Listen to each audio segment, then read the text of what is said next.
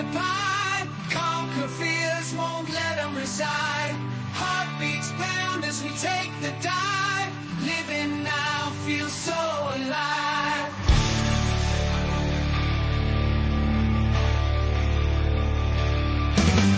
Heart steel veins glowing bright. Fitness gone in the dead of night.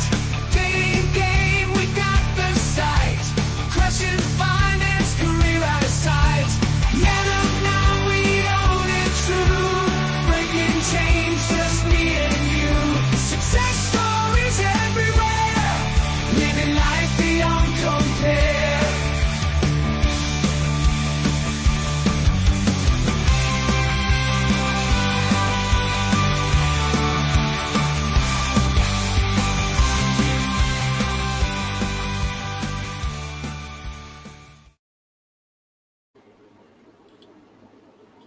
What's going on, everybody? It's Kevin, your big brother from the Men of Now. Here lately, we've been doing a lot of different topics, and we've kind of strayed away from what the Men of Now is all about. And I was thinking about something earlier today, even took some notes, wrote it down. But male friendships, they're on the decline, man. And it's no one's fault, but it's the society we're starting to live in.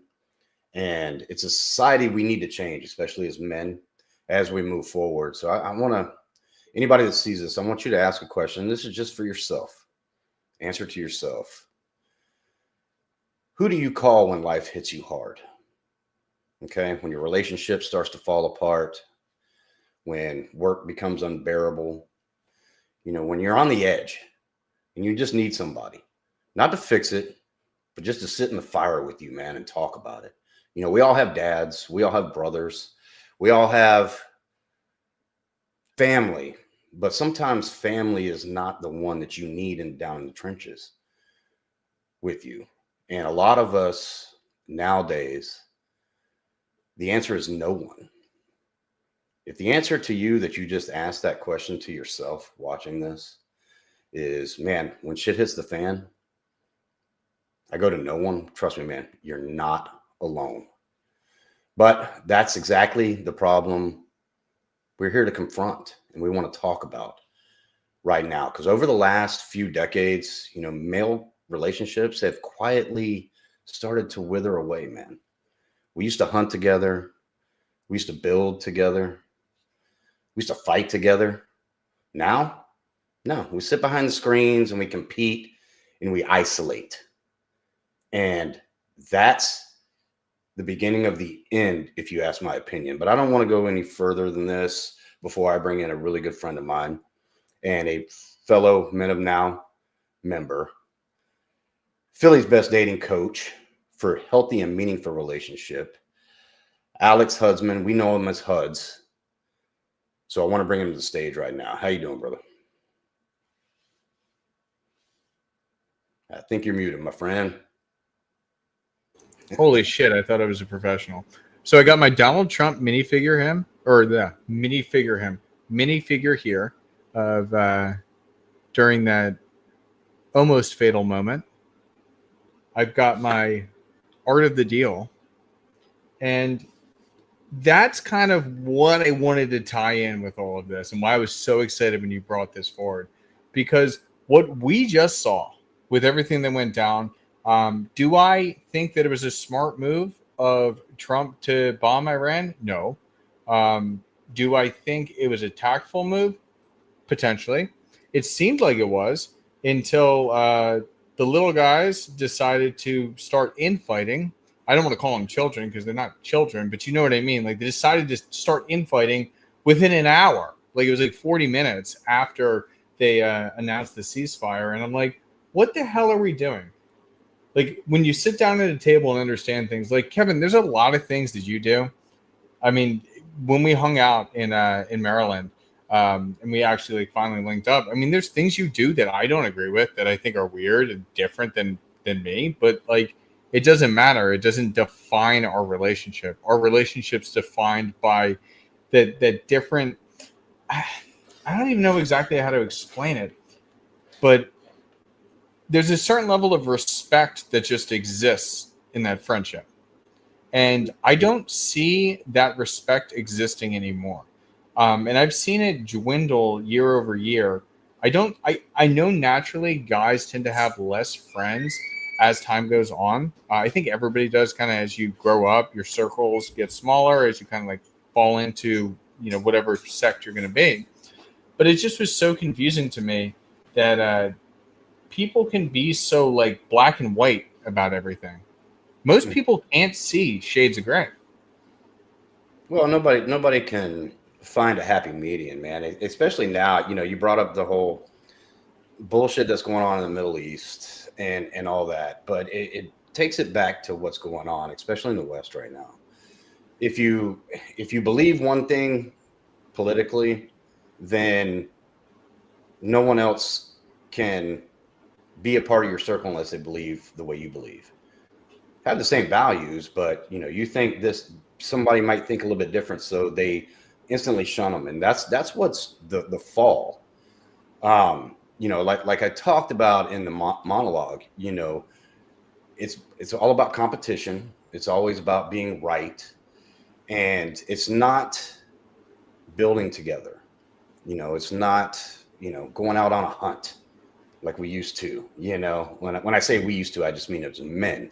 Going out deer hunting. This is before fucking brain rot of scrolling and that kind of stuff.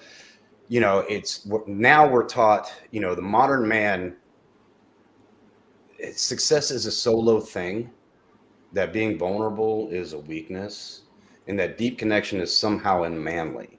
And when I say deep connection, it doesn't mean you're sharing your soul and you're sitting crying around a fire about all the things going wrong in your life. It's just about connecting as men, as we should, because we all have a greater purpose. The hunter-gatherer sense of our being will never fucking change.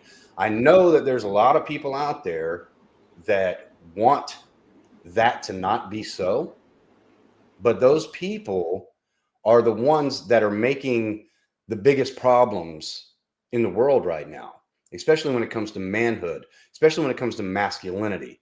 Loneliness in men right now is called the silent epidemic, man. It's linked to depression, substance abuse, early death. Worst of all, most men suffer in silence, pretending they're fine. But it's that natural primal instinct that we have to work together as men to achieve the goals that we have.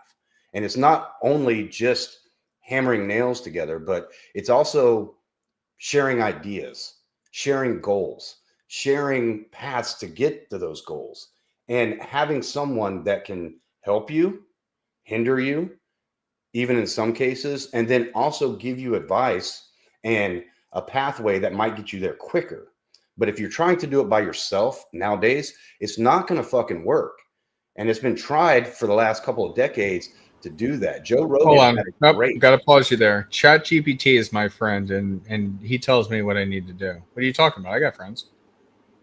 Yeah. If you want a woke, feminine sense of that, now I use ChatGPT every now and then too. But what I noticed real quick is that it had a bias.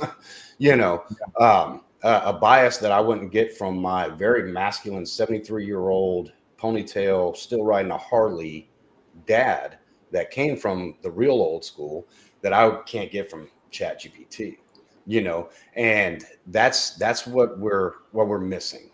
A man is only as strong as the men around him.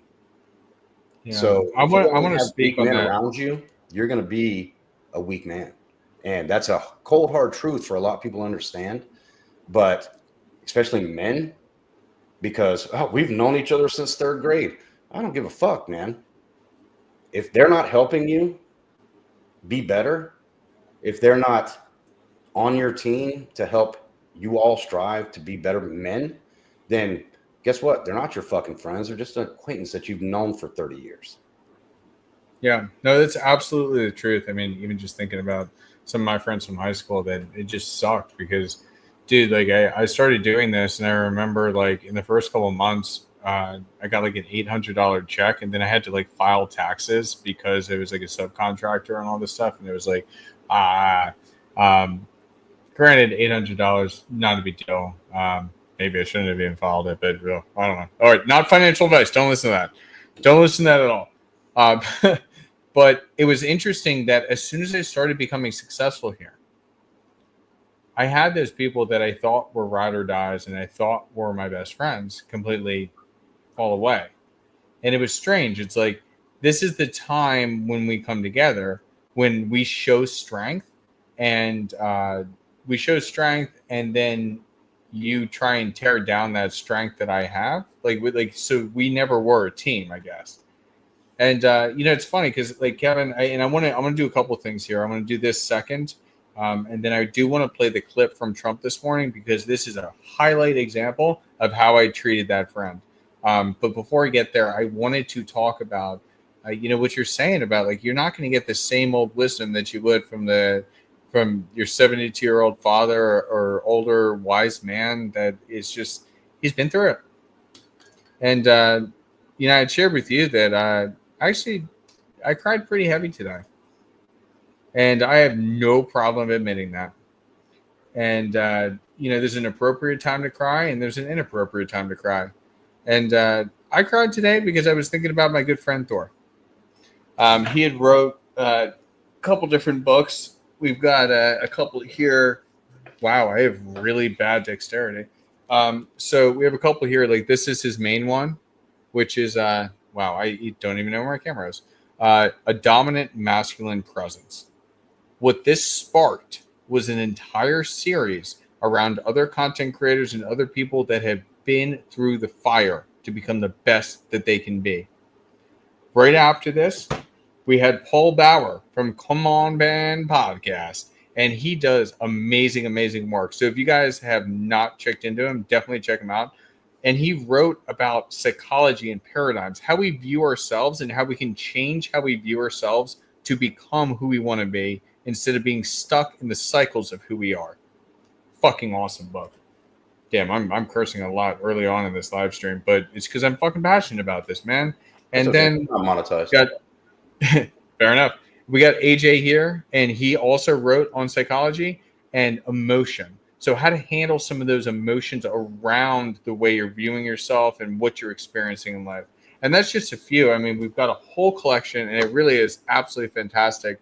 And I don't know, man. I just I kind of started to tear up. And I've never done this exercise before. I don't know if you ever have done this. I know I heard of it online, but I wrote Thor a letter. And I just texted it to him. I know he won't get it. And that's literally how I opened it. That's what I said. I said, "Hi Thor, I know you won't get this, but I really hope you feel it." And what I had said to him is, I kind of need you right now. And it sucks to not have you. Like, you have no idea how much impact you've had on me and others. And it sucks to not be able to get that tough ass wisdom that you always gave. And that's what I think is really interesting, that with this younger generation, I don't think they even know what true brotherhood is anymore. They're getting lost in that, like ChatGPT and all those types of things. And it's getting frustrating. And I don't know if we're just boomers now, but like, even with just basic social interactions, I understand it's like large scale political, but I wanted to share the clip of how Trump reacted to announcing the ceasefire. Everybody's good. Israel, we're friends, right? Yep. All right. Thank you. Iran, we won't nuke you. All right. Good. All right. Awesome. Everybody, we're friends. Okay. Awesome. And then as soon as we're not looking at them, they just immediately go and like start bombing each other. It's like we got 12 hours left to go and hit them. And you can sense the frustration is because Trump grew up in the era where we actually had that true communication with one another instead of all this nonsense that we see today. So if you guys have not seen this, oh my God, dude, I was cracking up this morning. We gotta check this out because this was something else in how we responded to the reporters today.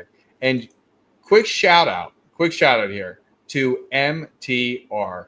Oh man, I know you just got hit, man, with everything with Pop the Balloon, and I love those episodes. I love that commentary. So understand, and please don't attack me, don't strike me. But I am going to play a portion of your stuff because your reactions to this are hilarious. And I love your content, brother. And I will have you on sometime soon. But anyways, let's hear what Trump had to say this morning after the two little children, the two little quote unquote friends, decided to fight against each other. Yeah, I do. They violated it, but Israel violated it too. Israel, as soon as we made the deal, they came out and they dropped a load of bombs, the likes of which I'd never seen before. The biggest load that we've seen. I'm not happy with Israel.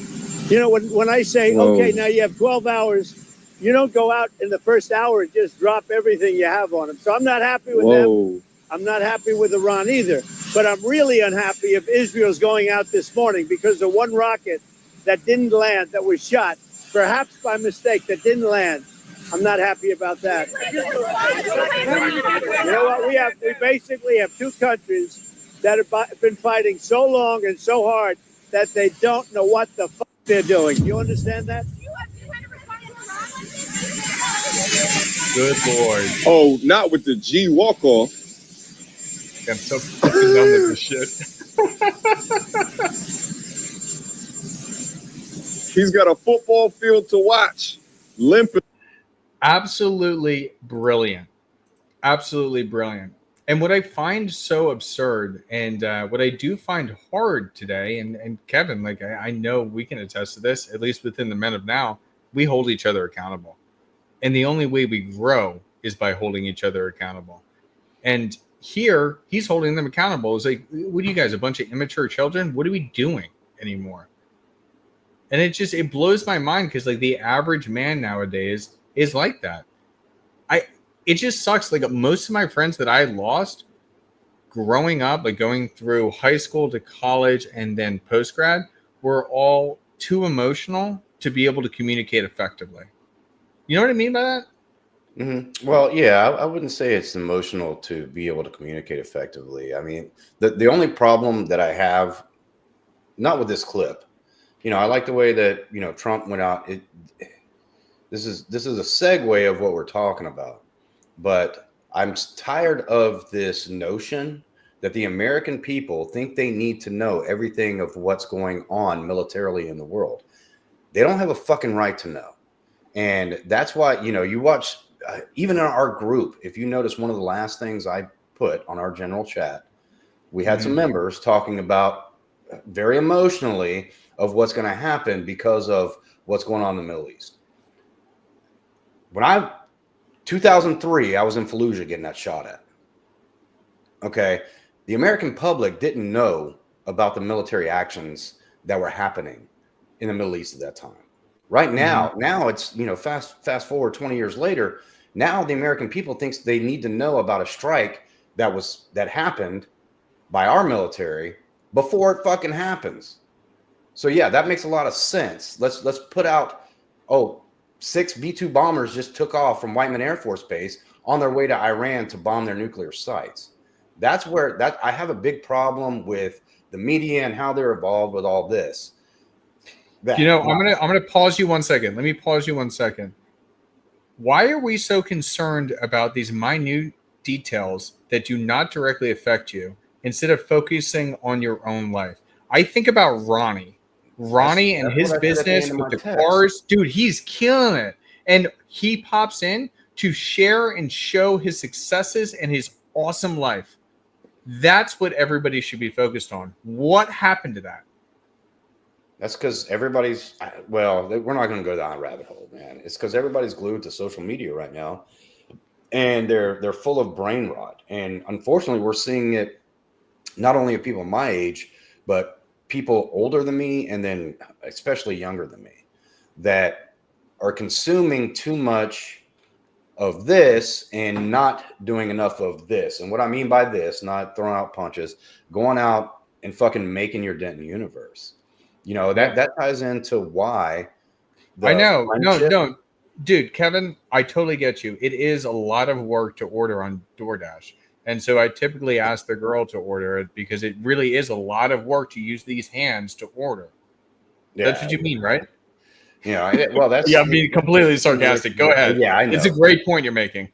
But I mean, to take us back to why we started this, this show, the decline in male friendships, and that's, like I said in the beginning, man, we used to do things together. You had a guy down the street that you would go hunting with. You have a guy when you're building a deck on the back of your house that would come over and help you. We used to build together. It's things like we play golf together. And I get it. Okay, we're in the media, the digital generation. That's why men of now, I mean, we're digitally. But when we get together, we talk about our issues in life, not the world's issues that everybody else seems to be so concerned with. With Israel, Iran, Ukraine, Russia. Pick your side and then let's go protest for that. When no matter what way it swings, it's not going to have any effect on their lives to begin with. It didn't have effect before it started. It's not going to have an effect on their life while it's going, and it's not going to have effect on their life when it's over. So why consume your time with that instead of working on your own path, being with people that want to achieve goals, be successful, and not having to do it in silence because you feel like you have to do it on your own. A lot of things. I mean, there's a lot of ways that we can start, but the main thing that you can start as a man right now, if the question that I asked at the beginning of the show, who do you go to? Who do you turn to when life goes south? If that answers no one, I feel bad for you. That's Dude, the wrong. I'll tell you what, like I've shared this story once live before, and I will share it again here. There was a time where there were certain things tied up in different brokerages, and I needed $6,000 like yesterday. Who helped me out? Somebody from the Men of Now. And we just flipped it. Everything was fine. He gets his money back. It's like a flash loan, let's say. Nothing illegal, but like a flash helping each other out. It's like, hey, I need like 2 days. Boom, done. Like, what the hell? Like, when you're stuck like that, who do you turn to? And I really do believe that most people, as they go on in life, they don't really have anybody.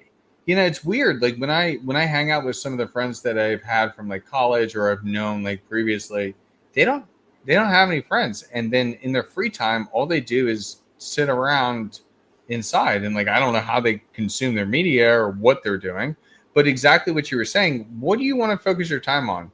You can be team against whatever regime is this week, or you could be team self-improvement around guys that want to do the same thing and are all doing the same thing and being the best people they can be, as well as lifting each other up to go past what your potential was.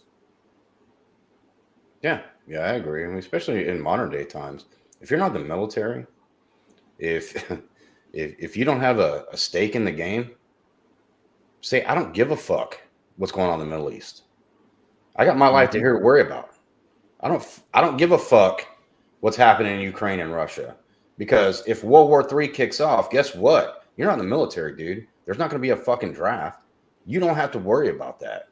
What do you think? Bombs going to come to the United States? Absolutely not. So stop. Well, you can have an opinion, but if your opinion is irrelevant, like me as a veteran is going to say 90% of the time it is, shut the fuck up. Go find something better to do with your time. That's like, just like I can say with ICE and all these protests that are happening with these deportations. You don't know these people that are getting deported. It's not going to affect your life where they stay in this country or they leave. So shut the fuck up and do something with your life. Stop trying to think that, oh, as long as I'm passionate about something, I'm making a difference, because you're not. They just want a sense of belonging. I mean, that's what it is. They want, but that's what it is. Short. They want a sense of belonging. And so instead of finding your sense of belonging in one of these types of things, find it in something that's actually going to help you be a better person. Like, it's so confusing to me. If you can put all this energy into this where you don't understand all the back workings of everything, how about you obsess over yourself? There's nothing wrong with being selfish in that way. And through being selfish in that way, that's actually how I've developed a lot of my real male friendships. Like, some of my best friends actually have come out of being coaching clients. I know that sounds weird, but it's just reality because you get to know people, you get to spend time with people, and then boom, you just click, and it's awesome. I've hung out with these people in person so many times. Dude, it's so much fun. Like I just think about like all the different trips I've been to previously, where we've gone to like Miami, New Orleans, Vegas. Gosh, there's like two more, Atlantic City, and then I'm forgetting the last one, but it doesn't matter. That, and then even outside of that, just hanging out together, doing things together, and just talking to each other. Like, oh my God, it's awesome to like actually have fun, productive conversations with people instead of only aligning on one singular thing, which is like kind of goes back to like the NPC idea. It's like, so you're just going to stick with one principle without thinking outside of that line. So it's only this, it's only that one thing. As long as we align on this, we're friends. Dude, I've met many of those people before, and it just becomes an entirely shallow relationship. And why would you want that? Wouldn't you want like a better type of relationship where it's actually fruitful? Things shouldn't be one-sided or no-sided, because at least to me, I see a lot with granted, I'm not going to get into right and wrong and protests and whatnot on this, but wouldn't you want to be aligned with somebody who together you do better versus together you do nothing, or together you do worse? Like all I see is people coming together at these protests and whatnot and either losing and getting arrested or looking stupid, or nothing happens. I don't see any wins. So how about you surround yourself? And if you really have such an issue with the ICE policy, which I do actually have an issue with it, but that's a whole side topic. It's more about how we do immigration into here, but we'll do that a different day. But with this, what's so interesting about it is that if you can have those conversations, people, if you're going to be having those conversations with people, why don't you focus on transforming the law that exists? Because that's what the root cause. We always need to think. Let's think logically. Root cause of problems. If you're going to protest, it's not going to change anything. But if you change laws, if you vote locally, if you get more involved with this, that's what's going to change things. When you protest like this, at least in this manner, not all of them, a lot of them were peaceful. We had one right around the corner here. No problem at all. Hey, do whatever you want to do. But the violent protests and everything else, it's like, what are you trying to accomplish? It doesn't make any sense. How about we think on root cause, and then once we have root cause, we start to change that, because that means you actually believe in that. You're not just bandwagoning to pseudo have friends, because that's kind of a lot of what I've seen today, is whether it's through Discord chat rooms or Telegram chats or any type of random group on the internet, it's fake friendships. It's fake friendships. Why would you want that? And so it's very confusing. And we're not going to go down that rabbit hole, Kevin, of social media. But God, man, I just miss the days where random kids playing kickball at the park, getting in random fights with random kids, just like boys being boys and just having a good time growing up. Yeah, well, a lot of it nowadays is because especially for young men, man, I feel bad about them, because I feel bad for them, I should say, because they're not brought up with a sense of purpose. So most of them, well, I shouldn't even say young men, men in general, they've lost a sense of purpose. Other than, you got some traditional guys out there, let's find a wife, make a family, and then that even 70% of the time now is ending in divorce. But not having a purpose, because protesters don't have a purpose. They don't have a goal. They're standing up against ICE. What are you talking about? That's not a purpose. They're choosing a side and then going out and wasting their time thinking they're making a difference. And then you brought up, get involved, change the laws. I'm not a lawmaker. I don't want to be a lawmaker, dude. I get one life. But then you don't care about it enough, and you just don't do anything about it. That's what I do. I don't care enough, so I don't do anything about it. You're right. I don't care about it because it doesn't affect my life one way, shape, or form. You know, when everybody said and Trump didn't get reelected in 2020, oh, the country's over, everything's going to be gone. Yeah, I remember looking my family in the face. My life's not going to change one bit. And you know what? It didn't. And yours didn't either. Trump's going to get elected and the country is going to be over. Threat to democracy. Democracy is over. I said my life's not going to change, and it hasn't. And no, neither. And you know what? You know what, Kevin? That's a good fucking point, because I'm going to drive that home right now. Even if your life does change, what do you do about it as a man of now? What do? You adapt, figure it out for yourself, overcome, and win. You figure it out for That's yourself, and you do what's best for you and yours. You Mm-hmm. don't worry about everybody else.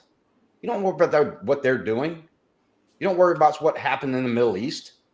You don't want what's happening in Eastern Europe. Does that really affect your life? No. What affects your life is the decisions you make for yourself. And so many men and so many people, especially here in the West, have thought that whatever happenings over there is going to affect my life, but it doesn't. What affects your life is a decision you make now.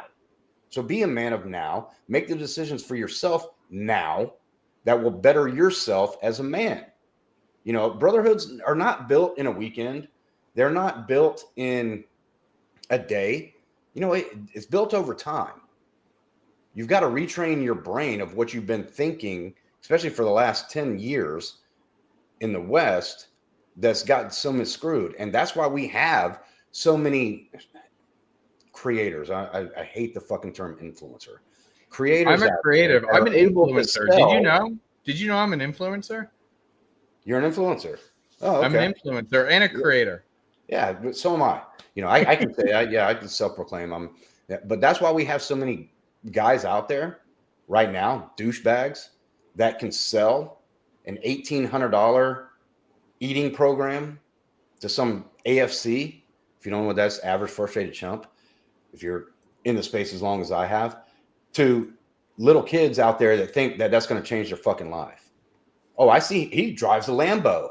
It's a rented Lambo in his rented mansion with his fake ass gold chain. That's what people gravitate towards now. That's not going to turn you into a man. Those guys aren't men.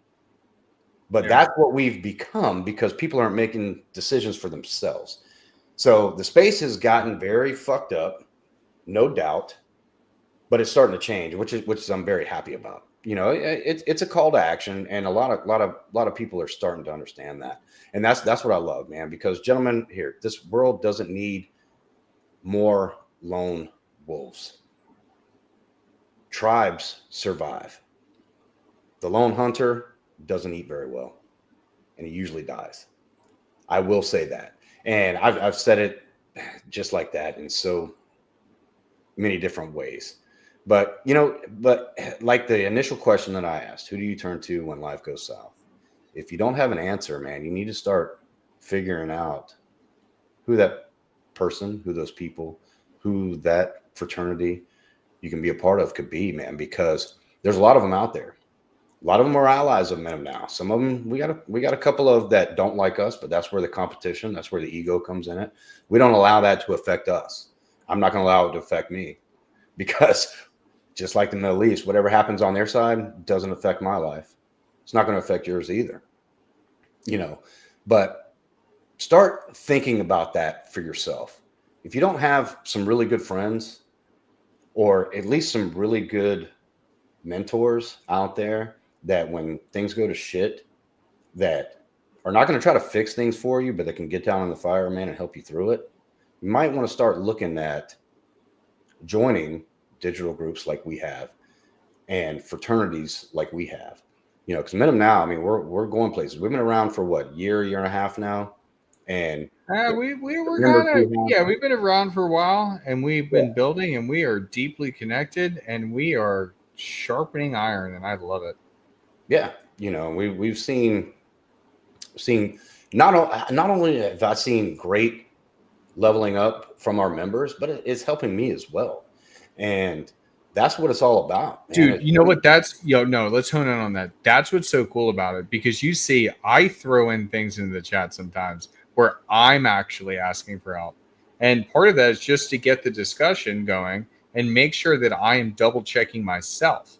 And it's, dude, when you have like a mass group of people that you have certain people that everybody has their skill set, and you have these people that will self check you and make sure that you're not messing up. Like sometimes it's just a sanity check, but like to have people you can trust for that sanity check on your decisions, dude, it's a complete world of difference. And like that's why I just started the whole career the career stuff that we're going to be doing, because I really want to help guys get to the point where I'm at with my career as well.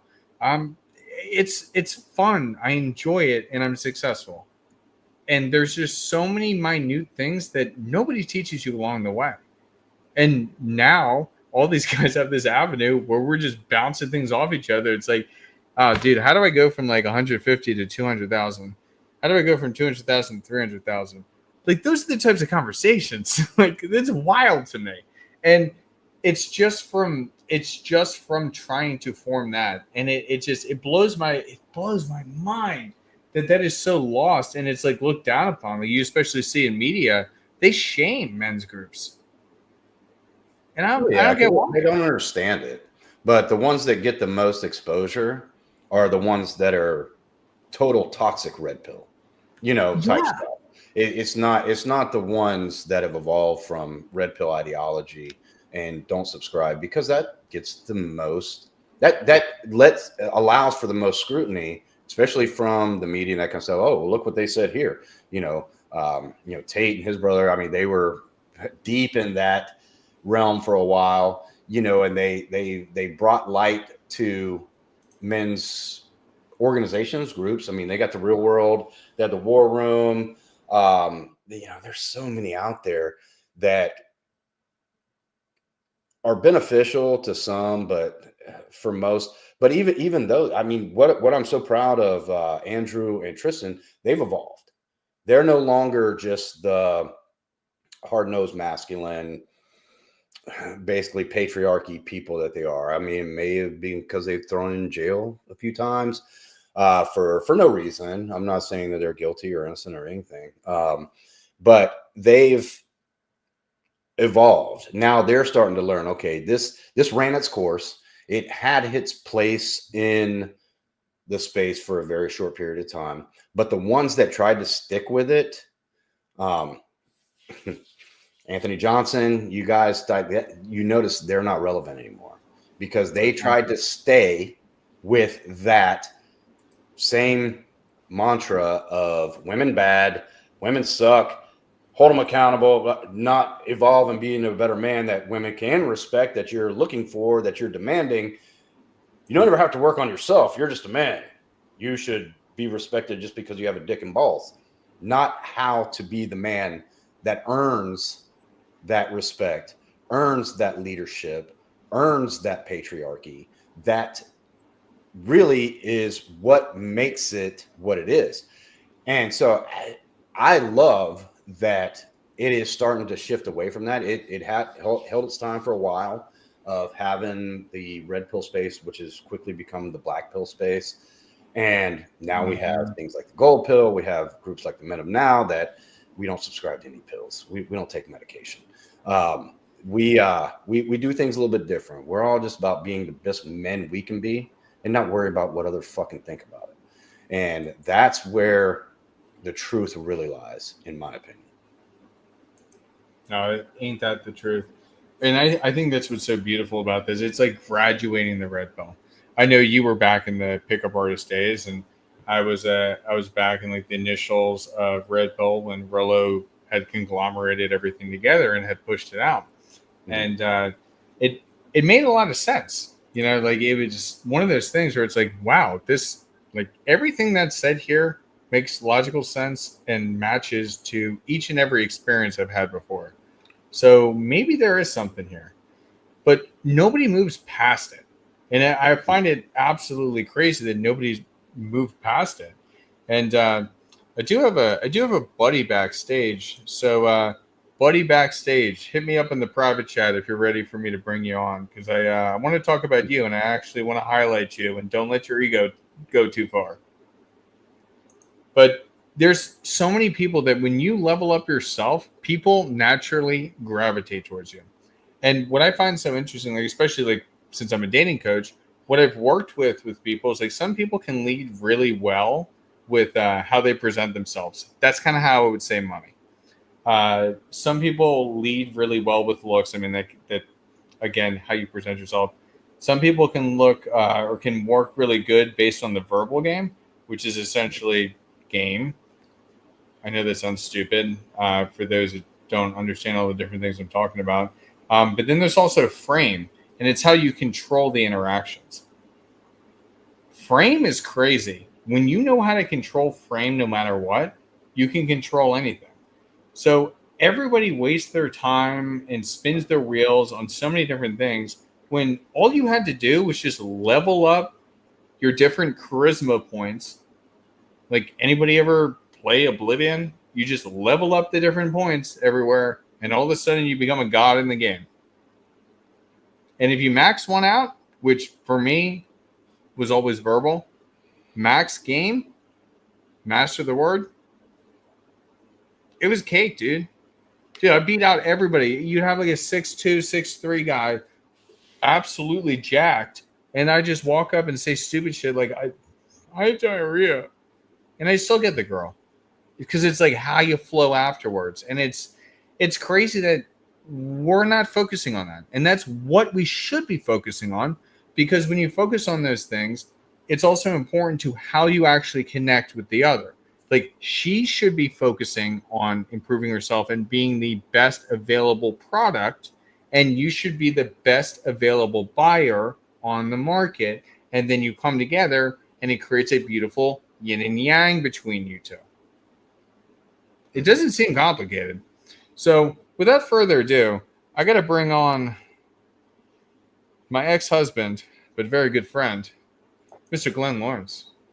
First of all, I'm glad you got the title right. I am husband, your wife. How you guys doing? Doing Fantastic, dude. I'm loving talking about this because it really is so confusing. Why men can't be friends today. They get so emotional about everything. Why my men get emotional about everything? It's not just that. What we're talking about is the decline in male friendships now. You know, I know you're busy. You missed the start of the show, but when I worked it out with the monologue, you know, it's times have changed, and definitely understand that. But you know, we used to, as men, you know, we used to hunt together. We used to build together. You know, we used to do things together. And I get it. We live in a different time, but having male friendships, like not everybody's going to be your best friend, but having the person that you can go to when things go south, for a lot of men, especially young men, it's drying up. No, let's do this. Hold on, Kev. I don't mean to cut you off. Let's ask Glenn that question. So hold Glenn, on a second. Hold on. I'm getting it set up to go to my audience. Give you guys some viewers.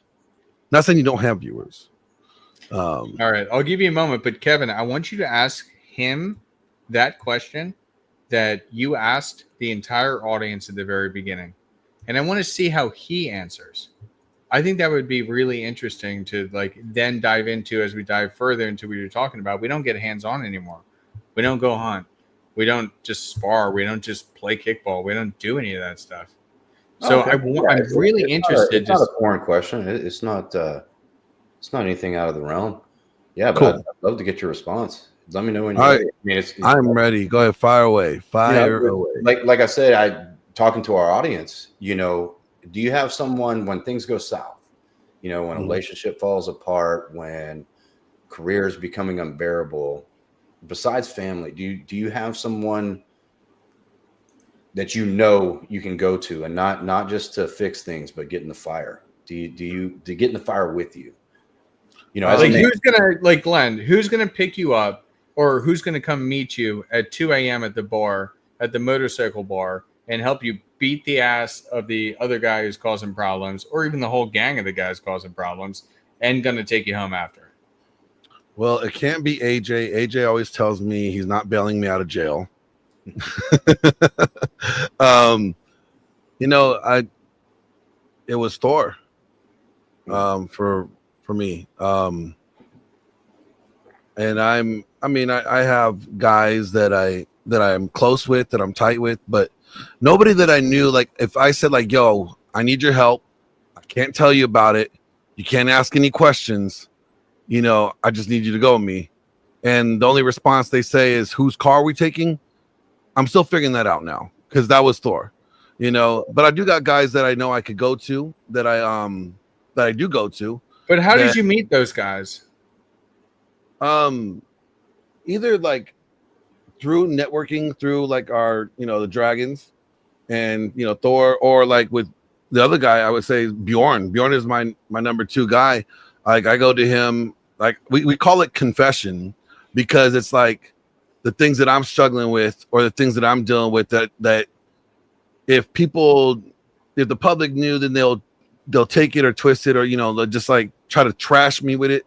You need to have that confidant, that safe person, that's not even necessarily safe, but that secure person that is not going to use your moments of vulnerability, or moments of where you need to just like just gain some wisdom, or you're stuck on something. They're not going to use that against you. I just answered this question from a member of my community the other day. I got a question. It's like, all of his friends made fun of him now because they made a meme out of him, because he was vulnerable. He was going through something, and he needed a shoulder to cry on, basically. And they took a picture of him and they made a meme out of him, and they passed it around. I'm like, well, you ain't got real friends. Yeah, those aren't friends. If those are your friends, and they are the worst kind of friends, because you need better friends. Because I know for anytime if I called Bjorn and was like, yo, I need you right now, he will drop what he's doing, give me his full attention. His dad passed away over a year ago. I was one of the few people that he called, and he needed me to be that person for him, and I was there for him. We talked about it. And that's massive. We have this how did you meet him? How did you meet Bjorn? It's funny. I was on Twitter, and I was advertising when I was doing this series called Everyday Heroes, right? And I was doing interviewing a bunch of blue collar people, tradesmen and stuff, that to highlight trade jobs. Well, Bjorn just retired from the Army, and him and I have shared, training. He was EOD, I was pararescue. We have very similar, not really career paths. He likes to blow shit up and almost get blown up. I like to patch people up that get blown up. Kind of cross paths, but we were talking, and we shared similar like experiences coming back from the military. And I already got out before him, so I was able to, navigate a little bit more. He was just getting out from being retired. So it was like he was just in the beginning of that transition phase from going from active duty military to civilian life again. And it's really hard, because it's like, man, I don't relate. When I first got out, I didn't relate with civilians. I'm like, everybody's late. Everybody is weird. They got guys wearing girl pants, and they're in their feelings all the damn time. Like, it was hard to relate with people. And so we connected on this like understanding of like, yo, we've been through some shit. We've seen some shit. We understand this shit. And it's hard to find guys that you could joke about or joke with, like people, because we have really bad dark humor, like really bad dark humor. But that's a military coping mechanism. It's how you handle things. So, and Bjorn's a few years older than me, so he has a lot of wisdom. And I connected him and Thor together. So it was really cool, because Thor and Bjorn became friends. And when Thor passed, it was like easy for Bjorn to fill that role, because I was already confiding in him, with things. And so like, it was just this great transition that I had my mentor also, and my friend who was going to be the new confidant in this area, kind of like be on the same page, and they vibed together. They both were Vikings, so it was just easy for that transition for me. Mhm. Gotcha. No, that makes sense. Yeah, it's God, I tell you, like how did you even meet Thor? Because like I'm thinking about it right now. I only met Thor because I joined MLD's group, and I think MLD actually may be streaming soon, or he's going to be streaming tonight. He's coming back to YouTube. He took a little vacay. Yeah, I talked to him. I talked to John the other day when I was in Florida. I hit him up. I was like, "Yo," because he came out to Vegas. I couldn't get out there because this was shortly after Thor passed, and I was still helping out with Missy and them. So, Yeah. But yeah, we've been meaning to link up. Yeah, and it's like it's just funny like how I came, and it just I was seeking something, because when we talk about like how to find somebody like a confidant, how to find somebody you really connect with, how to really find the core people that are going to be true lifelong friends, how do you even go about it? And I think it requires work in the same way of finding the right girl for the rest of your life if you're looking for that, or just to be a good player in the game. How do you get there? You need to find the right people, but you only find that through searching. And I think a lot of guys have stopped searching, and instead they just pay $5 for OnlyFans and call it there. Yeah. Oh, real quick, shout out to EOD. I see you in the chat, man. Salute to you, sir. Good guy. Shout out to you, brother. You know, I think, you know, it's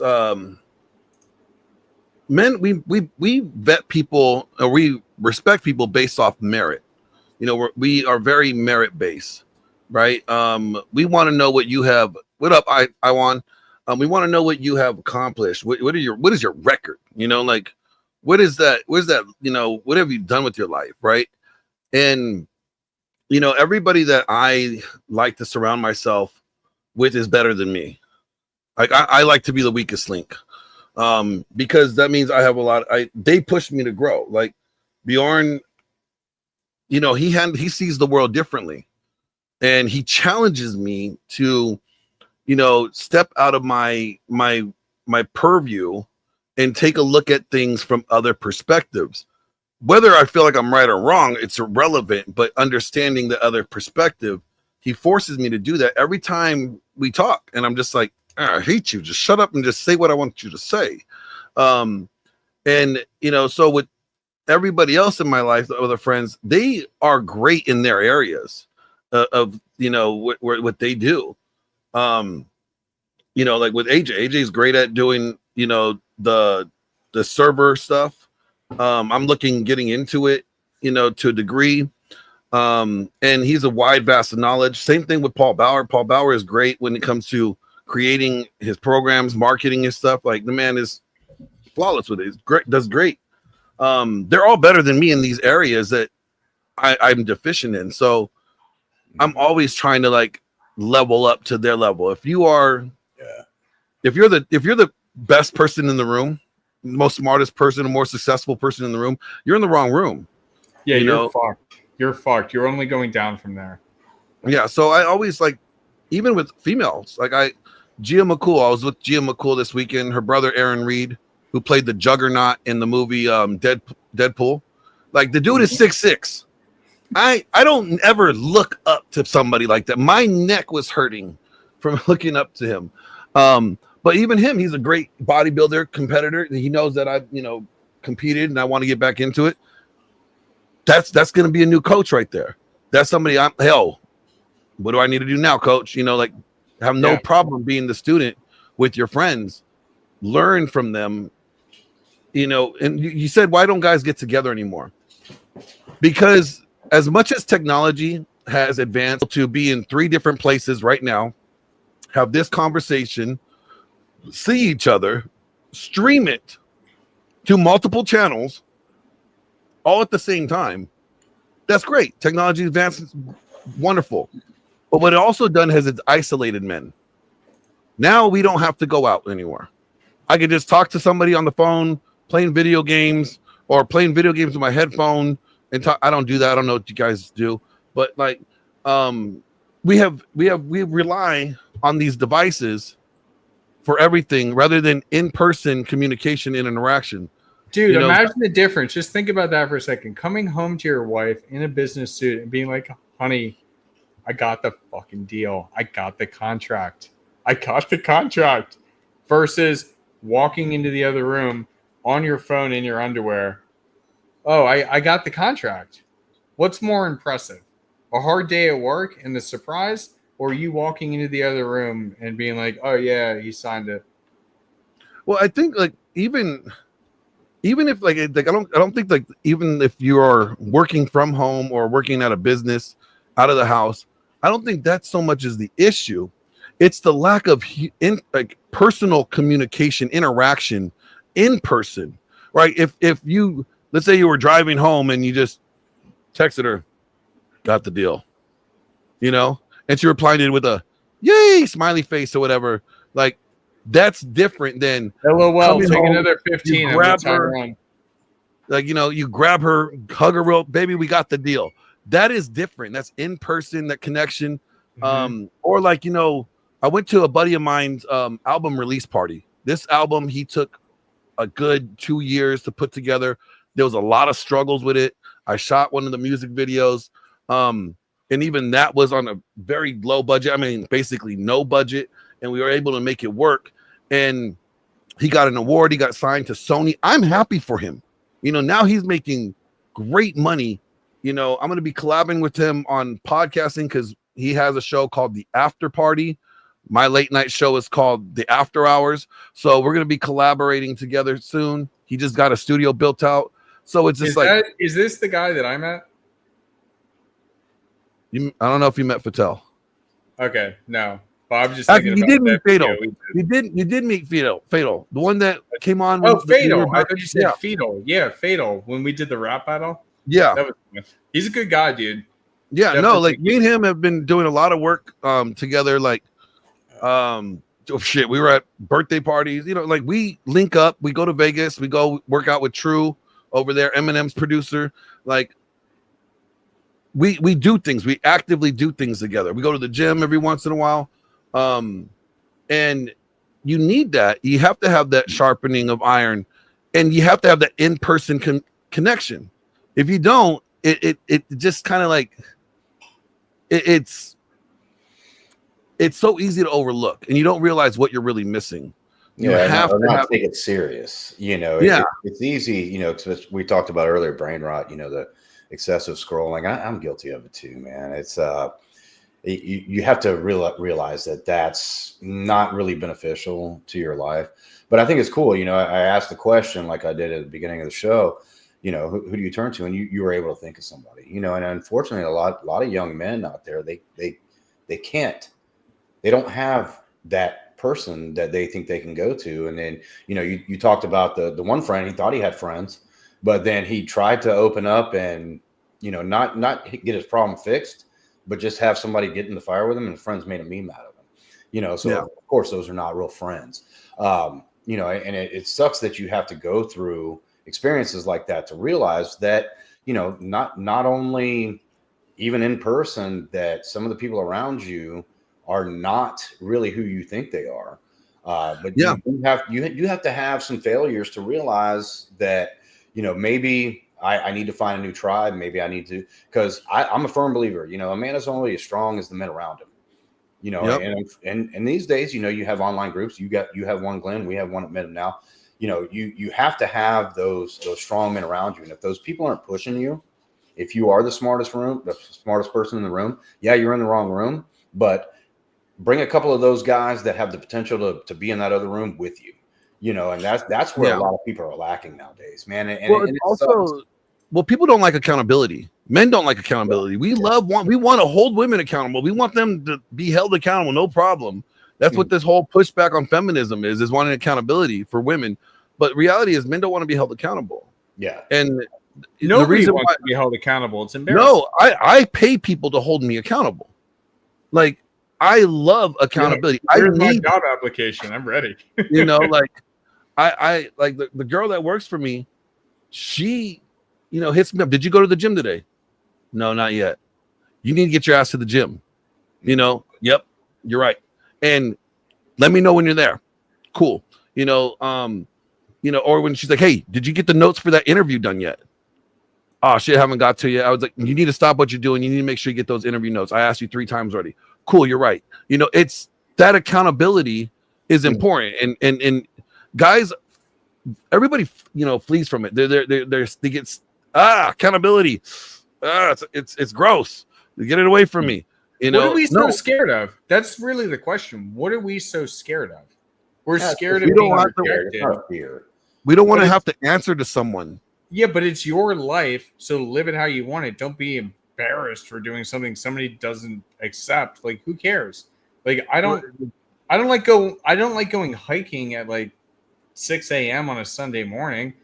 Does that like mean we can't be friends? Absolutely not. And like no. But what it is like if I say I'm gonna do something, the accountability is this person is holding me to my word, is calling me out when I don't follow through with what I say. But and most people can't take that. No, most people don't want that. They want to avoid that. They have no problem holding you accountable. They'll have no problem calling out your shortcomings. Of course. But they do not want someone else to call them out. And I hated it growing up. And it wasn't until I got in the military that I enjoyed it because it protected me. I realized being accountable keeps you in this zone where you are, if you're doing good, if you're doing what you're supposed to do, what problems can you really have? Right? You're not going out there, fucking up. You're not going out there dropping the ball. You stay on point, then you're always going to be a primed engine roaring, and you're not going to have breakdowns. You're not going to have mess ups as much. And that equals success. And, I realized when I first got into the red pill space, I enjoyed accountability from, mentors and friends, but I would avoid accountability from relationships that I was in. I ain't gonna let that woman tell me what to do. I'm the man of this house. She submits to me. Submit, bitch. Like that was the mentality. And that I realized that played a negative factor in relationships that I had because I've been willing to be accountable to anybody else but her, but I expected her to be accountable to me. And I realized there's this give and take even in that relationships. But if you can't even have it in that relationship, you're not going to be able to have it in your friend relationships because your friend relationship is not as emotionally invested in, vulnerable to the degree as your intimate relationship with your spouse or your significant other will be. And I realized is that there was a problem in me when it came to that with accountability. And that's where I think the biggest problem with friends groups, why guys are not be able to be friends anymore with people. One thing that I require, like Rolo has said some really foul shit about me. All right. And everybody's like, can you guys make it work? Yeah, I have no problem. I could let it go. But he needs to make a public apology or right the wrong that he did publicly. Then we're good. That's the accountability that I have for him. Right. That's what I expect from my people. Right. And vice versa. It goes to anybody. Like if there was something done that was misrepresented. Dude, you yell at me all the time. But that's why we're friends. Because what's the one thing, and I actually saved this for when you came on. The one thing that is always stuck that you said to me, I wouldn't be hard on you. I wouldn't even bring it up if I didn't care about you. Mm-hmm. Yep. Yeah, that's a valid point. But Glenn, I want to take it back a little bit. You talked about the female that you said. Hold on, Kevin. Sorry. No, I just want to pause. I want to pause so I don't lose this. Is that okay? Go. I just want to say, because I don't know your chat, Glenn. I just want to say, Toxic Angel, I don't know what's going on with you, but I do want to let you know that I have like a really bad ulcer right now. And for the first time in my life, I started puking blood the other week. Well, not the other week, like a couple days ago. So hope you're okay. I am feeling better, which makes me feel better. Sounds like you're feeling better. Hang in there. We're going to make it through. All right. Sorry, Kevin. Go ahead. It just that stuck out to me because of what went on recently. No, I think Toxic is I think he's on the mend. I think they thought that he had something, but they found out it was acid reflux or something like that. And he's that's what my issue is. Yo, if you work well with garlic, dude, I made a garlic soup with garlic chicken broth and rice last night. And oh my God, did it heal my gut biome like nothing else. It's unbelievable. So Toxic, are we still going hunting? Are we going moose hunting? I do want to get back to Kevin. Yeah. Sorry, Kevin. I really did not want to derail. It's just this is so near and dear to my heart right now. When I see cancer and what's going on with me and then with them. So I just, sorry. Yeah, we're going elk hunting. Sorry. Go ahead, Kevin. I'm sorry. No, Glenn, like you were talking about earlier, the female that you got in your life when you said hold you accountable. He said, "Did you go to the gym today?" And you said, "No, I didn't." And she was like, "Well, you better stop what you're doing, get to the gym."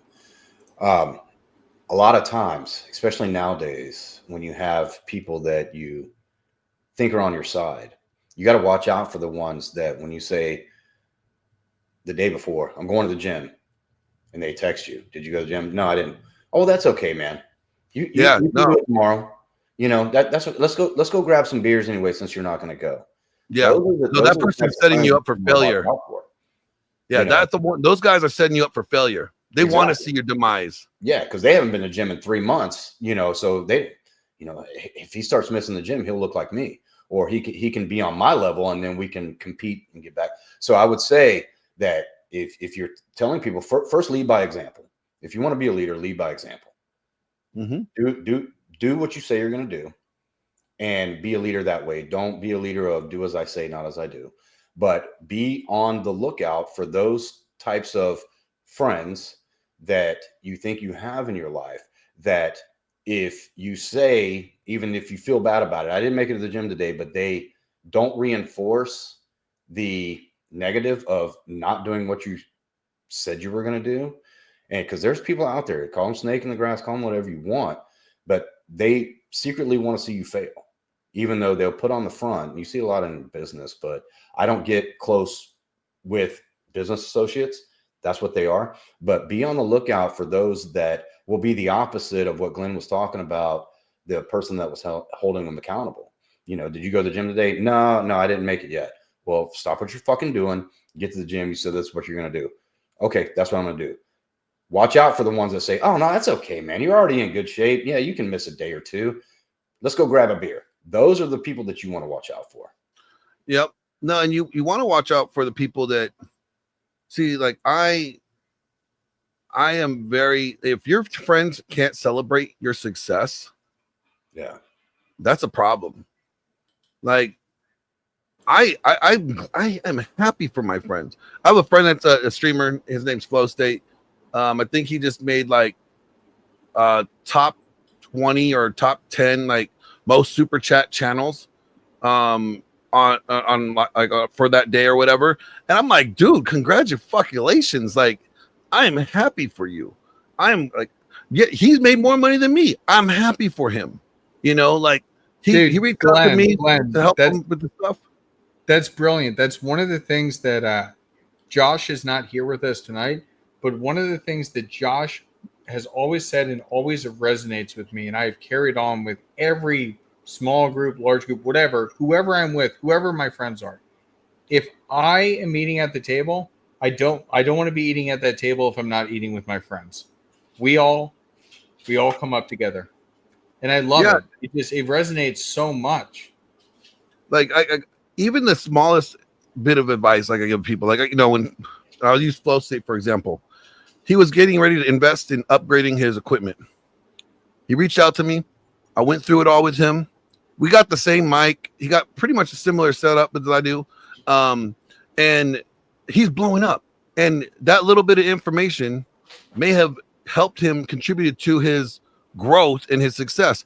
And I'm happy for him. Just I want my team to win. I want people to do better. I want them to do better than me, so I have something to aspire to try to reach. Everybody knows that I do not worry about where I'm at. I know where I'm going to go. My job is to lift up as many people as I can so that when there's going to be a day where I'm going to need lifting up. Right. And it's what Thor, the main thing that Thor was talking to me about towards the end of his life was having what he calls what is enlightened self-interest. Helping others helps you. Helping others reach their success and solve the problems in their life comes back to you, right? And so if you don't have, instead of an enlightened selfishness interest, which a lot of people, a lot of creators have. And I know that we were talking about like why real male friendships like suck, because everybody is so selfish. They're about themselves. They want their success. We got creators attacking creators here. If all these men are like dedicated to helping each other or helping men get better, then you should be uplifting other creators, you know, helping them, not trying to battle them for the piece of the pie that they have so that your pie is better or bigger. Like that's what we have now. It's all about the money thing. And when you chase the money, when you chase that as the goal, which a lot of things that we see here, then we lose people. We lose good men that were going to be good mentors, that would have been good, you know, leaders, to this point of, you know what, why even get involved? Every time I get involved, somebody's stabbing me in the back. I have you down, I have more blades in me than a pincushion, you know. And it's like, why even worry about trying to invest in these guys or trying to go out there when I'm going to get attacked, you know? Like that's sad that we have to deal with that in this men's space that's supposed to be a space for men to learn, to be equipped with knowledge and wisdom, and instead they have to worry about being snaked by somebody that they're supposed to be fighting this battle side by side with. Exactly, dude. It's crazy because when I think about it, it's like everything is like competing for the views, but like where's the message? And I thought that everybody in this space when I came into it was like hyper mature and like totally had it figured out. Oh my God, did I not realize I was walking into Mean Girls? Oh yeah, no, I think this space is full of I think the space is full of narcissists, you know, guys dealing with narcissism, you know, to a degree. I mean, think about it. You have to have some level of narcissism to put yourself out there. Oh yeah. It's me included. Like, you know, there's some level of narcissism that you have where, you know, to put yourself out there, just be like, hey, I got solutions, or I got answers. Hear me out, you know? You take a potentially negative characteristic of yourself and turn Justin is a complete narc. Well, you know, Glenn, you brought up a great point, man. It's about uplifting, you know, celebrating the successes of others, especially the ones that you helped get there, maybe indirectly or directly. But, you know, I'm a veteran myself, you know, joined the Army back in 2002. One thing, when I was a junior enlisted, I think 2004, I was in Fallujah, Iraq, and my platoon sergeant, he was E7 at the time, he's long retired. He said something back then that still makes a lot of sense to me, because he was always helping. Let's get you to the promotion board. Let's do this. He said, my goal as an NCO, if non-commissioned officer, people that watch and don't know what that is, it's, you know, it's not the officer ranks, it's the enlisted ranks. He said, my goal is to get you where I'm at. At that time it was E7, I was E4. You know, my goal is to get you where I'm at. If you pass me, that's on me. But at least I got you to where I'm at, because somebody else got me here. So I'm here to get you there as well. And I've taken not only that phrase, my goal is to get you where I'm at. If you pass me, that's on me. Not only the military, I've been out of active duty for, you know, almost 10 years now. I've used that in my professional life as well. And I use that with the guys that we work with in the Men of Now, the guys that I work with in financial coaching. I've used that, and it made a lot of sense. And if a lot of men would take that type of outlook, instead of being the, okay, I want to remain the mentor, you will always be the subordinate, you will always be the trainee. If you stick with that mantra, you're only going to last so long, because somebody might come along and teach you things that you taught 5 years ago. Now they're teaching you things. And if you're not acceptable to that, and if you're not ready to take what they're teaching you, then your downfall is right around the corner, buddy. Yep. You know, it's like the goal is to, just like Thor said, a rising tide lifts all ships. Yes, sir. We are going to do your debate. Don't worry, I'm sending you a link soon. You know, a rising tide lifts all ships.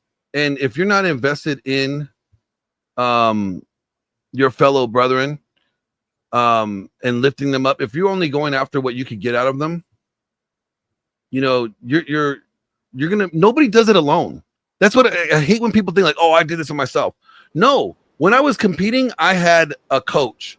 I had a coach that, you know, was a fitness coach. He kept my nutrition on point, my lifting schedule on point. And then I had another coach that was just for my posing practice, that helped me practice the poses and the flex. I have an acting coach. I have a coach that I go to, Michelle Danner. Same one as what's his name? The guy from 300. You know, same coach as him. And it's like my coach helps me prepare for the roles, right? I had a coach teach me how to do the production side of things. Like, there's always a coach. Nobody does it alone. And this mentality is like, I'm a lone wolf, you know? Yes, Anson, you are my cooming coach because you coom all the time. You coomer. You know, it's like if you think you could do it alone, you're lying to everybody. You're lying to everybody by selling to you like, oh, I'm this lone wolf. I do it all. No, by you're myself. not lying to anybody but yourself. You're lying to yourself.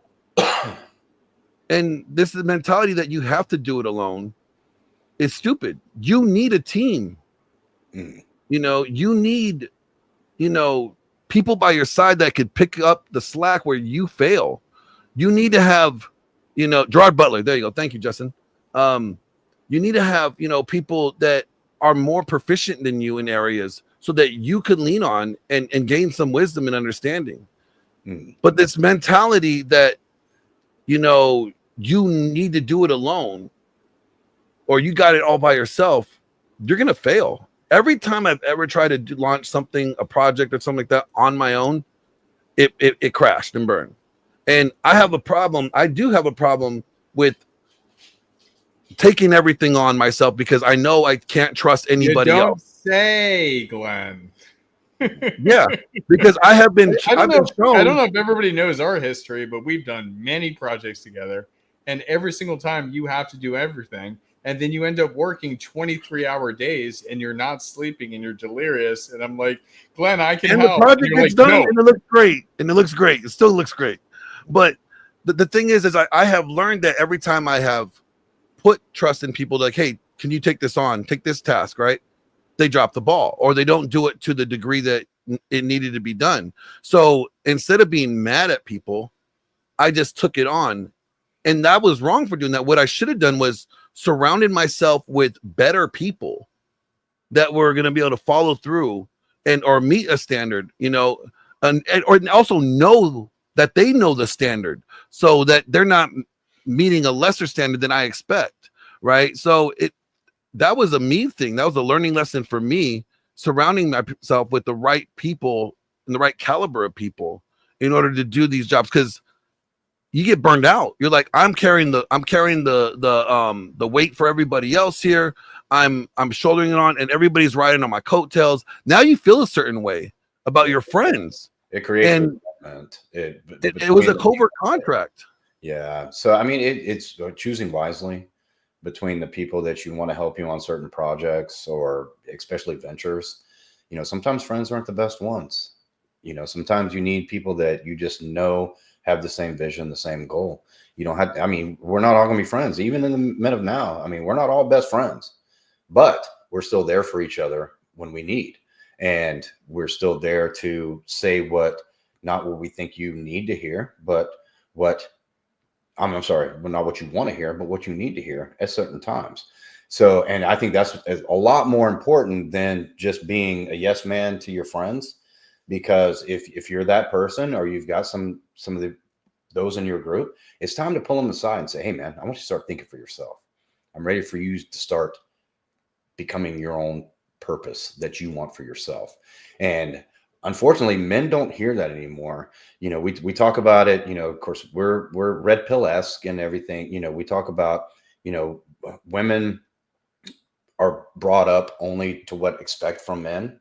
And then young men are only brought up how to treat women. And unfortunately, that's true in a lot of aspects. But when you have someone that can actually sit you down and tell you the truth and try to help you and you learn from it, that's what's more important than just going with the flow. Oh yeah, I've had friends tell me straight up, dude, you're fucking up. And they will get in my ass, and I'm like, okay, tell me how you really feel. And I appreciate that because it keeps me grounded. And like I said, like I told Huds years ago, because he got mad at me for always getting in his ass. And I told him, like, look, man, I wouldn't say shit. If I didn't give a fuck about you, I wouldn't say shit. I'll let you go run in the street, in the freeway, play tag, blindfolded, and let you get hit, But because I give a damn, I want to see you succeed. I'm telling you this because you're gonna fuck up. You're gonna set yourself up for failure. And that's. I'm not saying it to be a dick or make you do it my way. I'm telling you this because I want you to be successful and not run into these hurdles, because I've already ran through them. I ran through all the obstacles, and I continually to crash my head on certain obstacles. And I'm trying to give you this warning so you could avoid them and get further ahead than I did at this stage of my life, and there's some people that I don't say shit to. I'm like waiting for them to go crash. I'm like, waiting for them to fail because it's so funny when they do. I understand exactly what you mean, man. And you may not be as elegant at it as Thor was. I have no plan on being elegant. I'm not as elegant at it as Thor was, but it's such a difference. If somebody is pointing out a problem, it's not because they're worried about, maybe at your work, I don't know, it depends, but they're pointing it out to you because they care. Understand that and understand the perspective they're coming from. Don't take everything personally, which for some reason a lot of society today seems to do. Oh God, yeah, no, there's no such thing as thick skin anymore, especially for young men, and it's not their fault, and I'm a firm believer in that. For me, I just know when I see potential in somebody and they're not living up to it, that's when I get a little bit more passionate about it. And then when they don't have thick skin and they take things personally, I tried not to just back off at that point, and I don't continue to drill in the point.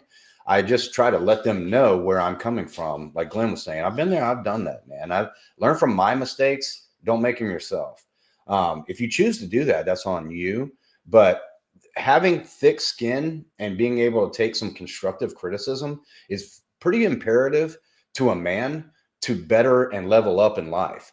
And I know that's hard for some people to understand because you were raised up that you're a little snowflake. And I don't mean that in the left wing sense, that you can do whatever you want. You can be whatever you want. You just have to dream it and it can happen. You don't have to put in the work, but that's not how reality works.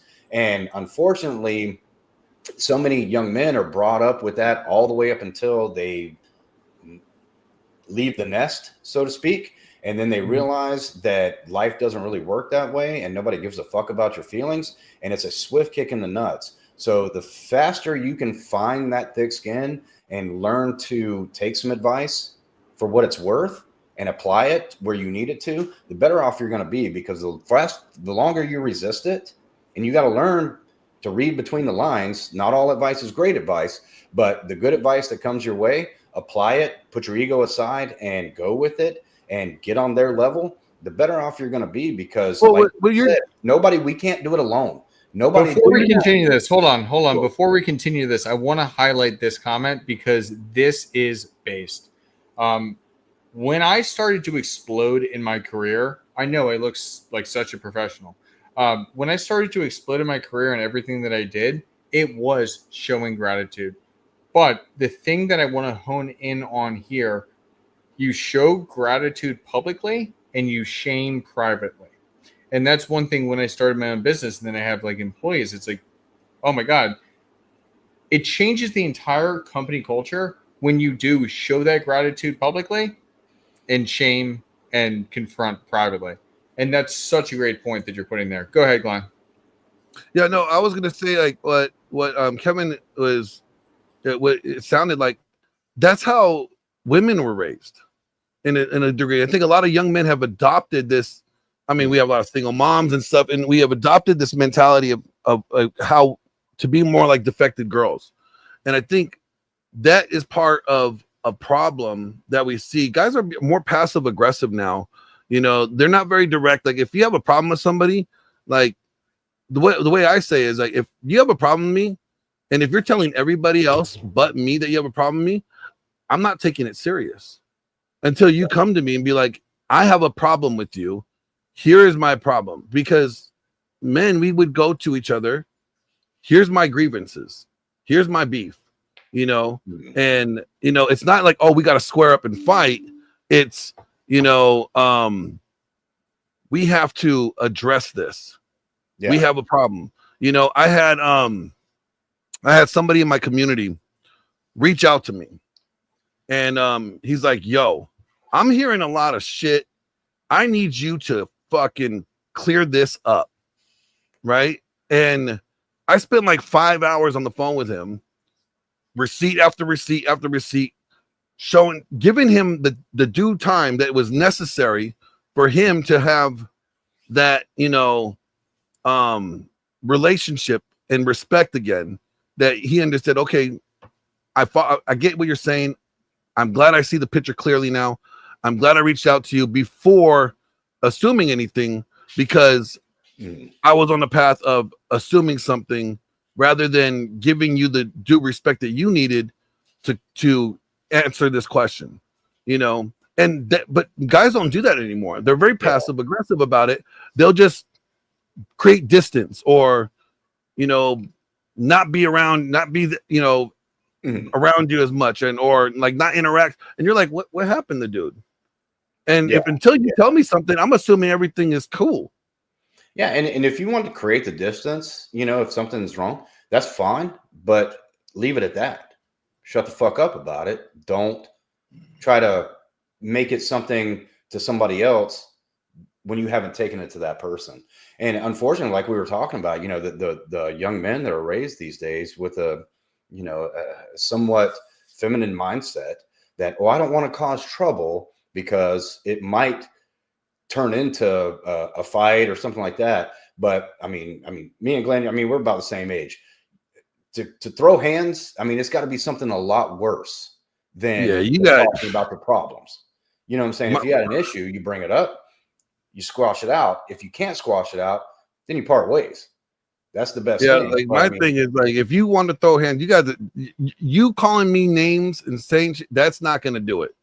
You have to threaten my bodily harm, and you got to tell me you want to take me. Okay, as soon as you touch me, then we're throwing hands. I'm too old for that. Yeah. Okay, I recover. It's not, you know, it's not as easy. You know, like my joint. Nowadays, that shit fucking hurts, man. I don't have. You know, I don't even want that, man. I mean, if I do, or that's why I have a concealed carry permit. You know what I'm saying? If it goes that far, you know, at the end of the day. But I mean, a lot of people don't, you know, especially young people that are coming up nowadays, they would rather just push it off, let it build, and let it turn into something more than it ever had to be, than just sitting down and talking about it.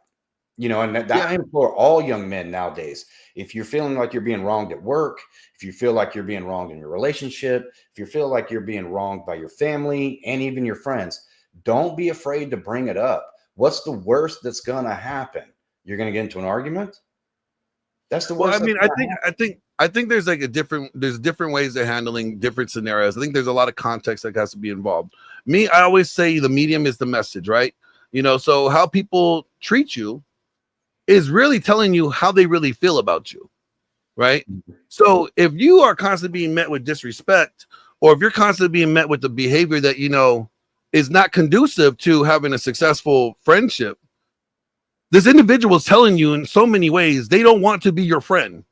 And I respect people. That's fine. I respect their decision, and I move a different way. Like, I will, like, hey, some things you don't even need to be brought up. You know, some things is like your actions are what they are. Like I've even told women, you know, that I was in relationships with, the day you post provocative pictures on social media is the day you're telling me we're not in a relationship. We don't even got to talk about it. We don't even got. I'm already moving. I respect your decision. You know, so there's certain things that don't even need to be addressed. Now there are certain things that could be like, hey, you know what? You know, you showed up 30 minutes late. I told you I needed to be here at this time. I only had an hour to give, and you needed my help. Now I'm going to be running late because to Oh where I my need to go God. next. Am I really listening to Glenn talking about being late? Yes, because I'm always late. And, you know, it's something that I know where my shortcomings are. I know what I need to work on. Right. Like, and so it's like, you got guys that do that. They're telling you in so many ways, they do not respect your time. Yeah. Yeah. So then And, you know, what there's you got nothing to wrong do, with addressing it if you're on the receiving yeah, end of not yeah, being respected. There's nothing wrong with addressing it. I mean, that's one thing that I think that's holding a lot of men from making friends nowadays is there's not that manly dialogue. There's not that masculine dialogue anymore, man to man. I mean, how many times? I mean, God, I remember when I was a kid, I used to hear that all the time from my dad and his friend. Well, man to man, let me say this, you know, and you don't hear that anymore. And that's what the kind of shit we need to get back to.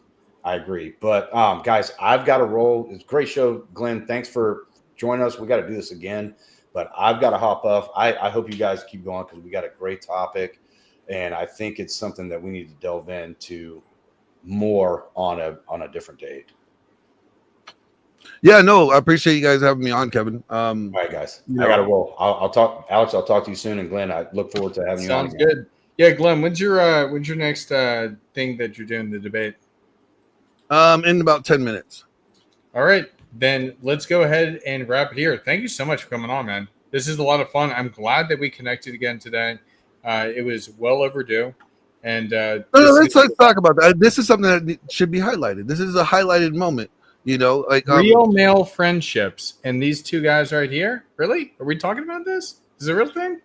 So me and the Hudson here, we had Don't you fucking call me Hudsman or Hudson. I'm Hudsman, the Hudsman. I hate you.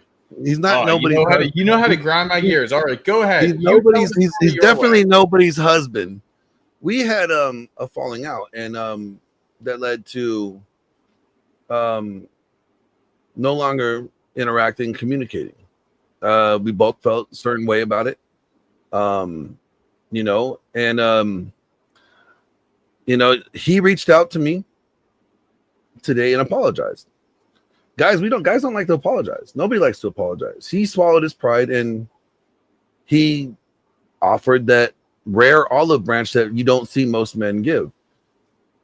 And I hated the fact that our friendship was where it was, especially during the time that it was going on, because of who really fostered that connection. And losing Thor was already hard enough, and feeling like I was losing other people that was part of Thor to me, that were still little bits of Thor that I would still be able to see and interact with. It was difficult to deal with. And I had to make a decision to say, okay, I can't have him in my life right now, because he just wasn't. It wasn't a positive input into the scenario that I was already dealing with, and on top of taking care of Thor as it was. And when he reached out to me, that shows a lot of growth, a lot of maturity, and to be able to say that. And so I don't compliment people very often, you know, unless they deserve it. And I wanted to highlight you for that. Having the ability to, you know where you did wrong, regardless of whether you thought I was wrong or if I apologized, that you took it upon yourself to, I want at least to make sure that my side of the street is clean, and, you know, try to patch up what I could patch up, not knowing whether or not I was going to accept your message or call or anything. You put your neck out there, and I respect that, and I appreciate that. That does show, you know, self-reflection and owning up to your wrongdoings and shortcomings.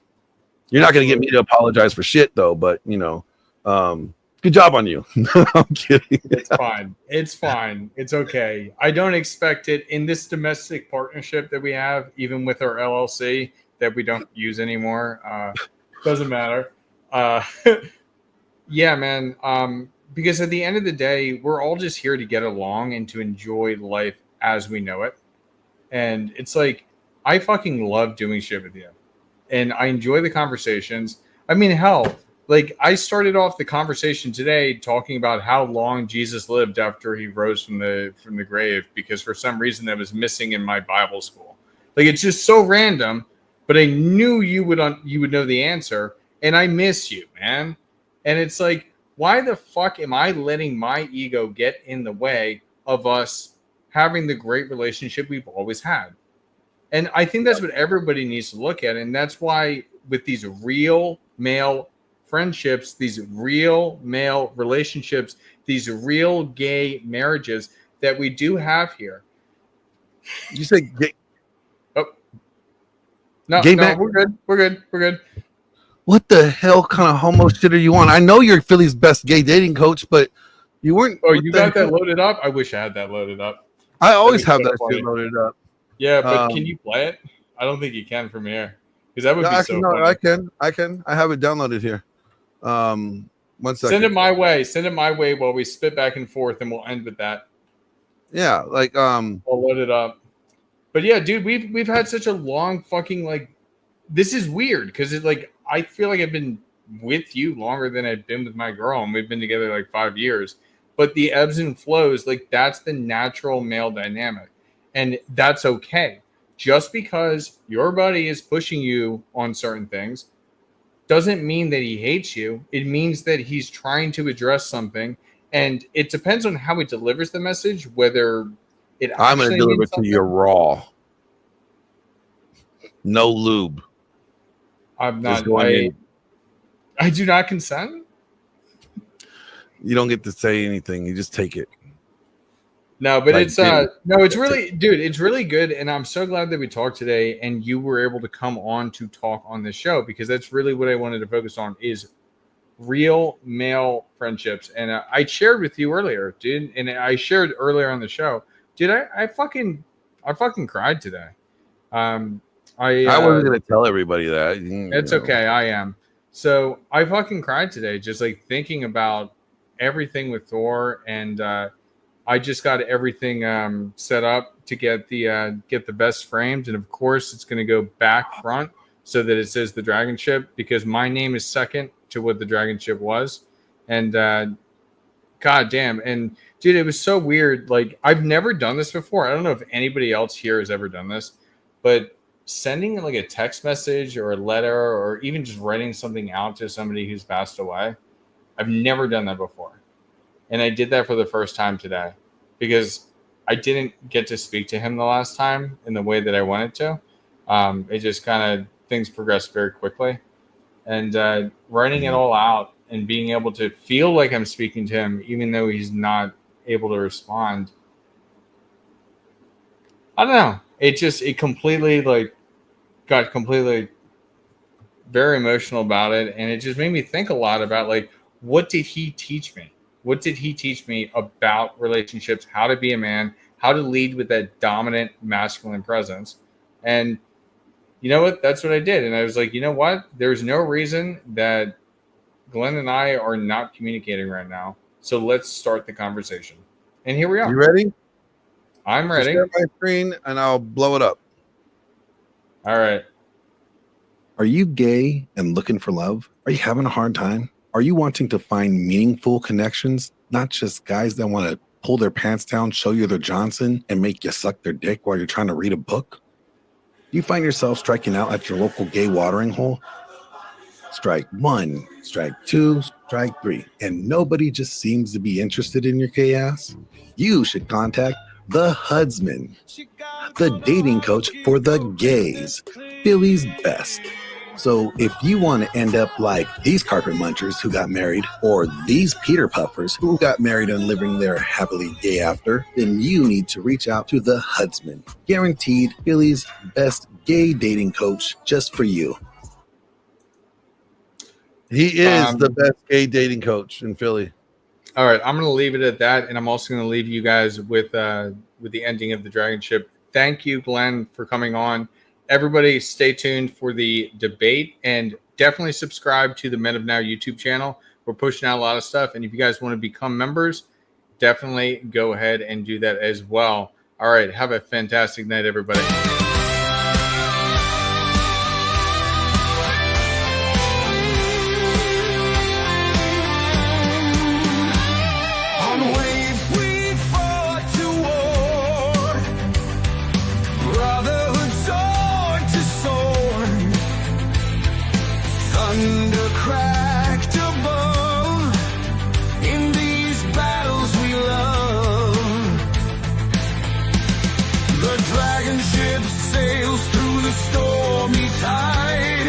Raven wings as our guide.